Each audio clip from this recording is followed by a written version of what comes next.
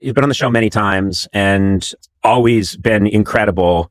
And you're having, some people have a moment, and I think that's nice. They're having this moment. You're having more than a moment, and it's because you deserve it. Because you are a spectacular joke writer, an amazing performer, and your work ethic is off the charts. So to me, when I watched, everyone was like, oh my God, Nikki Glaser, Tom Brady roast. And you had this moment. You're always having moments like that. It's just that the planets lined up and everybody was watching. Oh, do you know what I mean? Yeah. But it was not, oh, isn't this incredible? Nikki had this amazing night. That's what you do. Thank you. And I'm telling you that I could tell that behind this incredible set, which will endure because it really is, no one's going to do a better roast set than that. I don't believe. I think you just did this thing, which is now going to be like, okay, where is it on the Nikki Glaser scale? It's a 6.2. Really? That's pretty good. It's not her 10. I looked at that and I thought, this is, lots of talent. But talent, I've always said, doesn't interest me that much. What really interests me is work ethic and process. And I could tell. And then later on, I read interviews.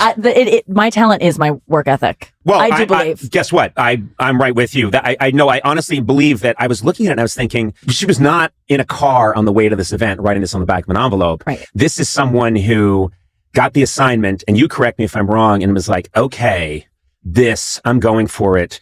And I'm going to put the work in. So you tell me what you did. Yeah, it's exactly what happened. I knew it was going to be this moment that a lot of people would watch or talk about, or I didn't realize it would be as big as it was. But all these roasts that I've done, I've always kind of done the same process where I hire a team of writers and I treat it like, if I was hosting the Oscars or something, I wouldn't do it alone. Your stand-up act. I think a lot of times stand-ups have to pride themselves on we just write everything ourselves. And I do that with my own stand-up act. But this, I was like, I want it to be a collaborative effort. I know that that's how I've done great in the past, and it's not my natural inclination to be like a roasty person. I have to kind of get in that mode. So I instantly assembled a team and was like, here's who's going to be doing the roast, start sending me jokes, and then I start thinking in roast mode, and then I can start writing jokes, and then I took that set out so many times to different clubs, every single place, and then meeting with writers afterwards, in between sets, moving things around.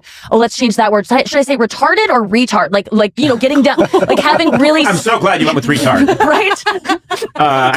Sorry. Having these really intense discussions about just, the way you do when you're preparing for something like this. But I just couldn't, I didn't want to have a set. No matter what happened, I knew that I could walk away from that, whether I did poorly or great.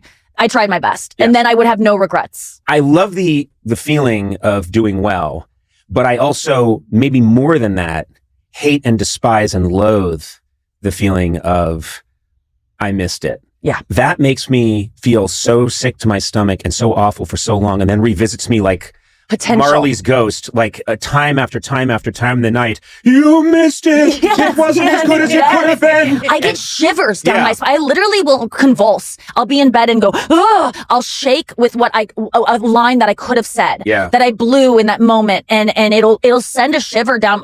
My boyfriend will sometimes see me, and I'm just like, oh, because I go, I could have said this one thing, and I'm plagued by regret about things, and I just wanted to not. I'm always trying to avoid that feeling because it's the worst feeling. My wife will be. She turns in usually a little bit earlier. So she's usually reading, or she's about to go to sleep, and I'll be brushing my teeth in the bathroom, and I'll be like, fuck! Yeah. And she'll be like, what happened? Yeah. What happened? Like a bat flew in and bit you? And I'll say, no! My interview with Eartha Kitt, 1994. I didn't have the experience, and she came at me, and it was just a mess.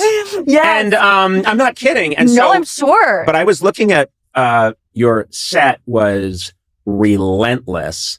And at a certain point, I can tell that there's one thing when, I don't know, it's like in physics or something where a fire is so hot that then the air around it catches fire and there's no stopping it. At some point, you got to a point where you knew, oh, you had to. I can see it. Yeah, I think you're right. I think before, when people have asked me about this, I've said I never really felt okay and I could relax until I sat down. But I think when you just said that, I'm like, no, there was a point where I felt the audience embrace me, and I felt there's just these moments where you get confidence that you don't necessarily have walking into it. And I go, oh, actually, I do. I think I do deserve to be here. And maybe These people like me and like they trust that this is going to go well. And I've said this so many times. I don't even need to look at the prompter. Like I didn't need to read it. I was kind of on my own. I had it memorized. Well, so I just you felt know what you have coming in the pocket. So you know, like you're a bombardier, and you know, like, well, I've dropped 35,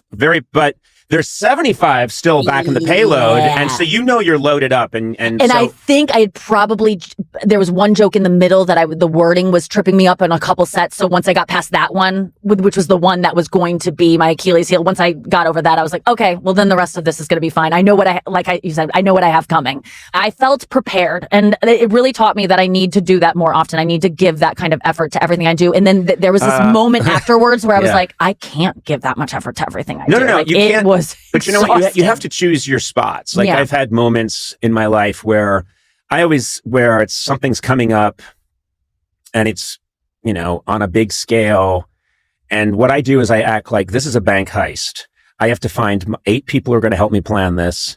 We work on it every day. Yeah. And you were there, Sona, when I would, whether it was, you know, hosting award shows or White House Correspondents' Dinner or something. Yeah, okay, I'm going to do the late night show. And then when the show is over, we're all going right upstairs, and jokes are going to fight it out, and new jokes are going to come in, and some jokes that we thought were funny are going to drop out, and it's just going to be, and you do that, you go and you go and you go and you go and you go, and you do that for weeks. And I think the reason I talk about this stuff, some people might listen and say like, well, this isn't, you know, this is not fun to hear about, and I think people need to know that it's not just really smart, funny person Nikki Glaser got up in a room and killed, that there's a whole arc behind it that speaks to your character that brought you to that point. And I do think people need to know that. Well, sometimes I'm like, I don't want anyone to know, because I want them to think I just did this on my own and it was just off the top of my head, and I'm just that funny all the time. And the truth is that was so much preparation going into that. It felt like a Olympic balance beam gymnast routine. Like that's how precise everything had to be in that moment. And because it was live and there was no edit, and past roast, you can kind of go, oh, this joke kills 80% of the time. I'll take a risk with that 20%. If it happens, they'll cut it out. I know the editor, I can text him. But this was like, no, we only have to do 100% jokes that do 100%. So we had to get them to that, or they didn't make the cut. And that was really sad because a lot of jokes didn't make the cut. But I felt afterwards, I had like a couple days, maybe even longer, of feeling like, oh no, everyone's going to expect me to be like in this roast mode all the time, where I'm just this like assassin that gets up there and is always this on. And it's just not, that just took I can't do that every day. Also, and I felt scared about. You're such a nice person, and the thing is, no, you are. You're very. I mean, I've known you a long time. You're a very nice person, and unfailingly nice to, like, you come in the building. You're kind to everybody. You're very genuine. You've always been extremely kind to me, and it gets to this point where you think it's great to kill at a roast, but.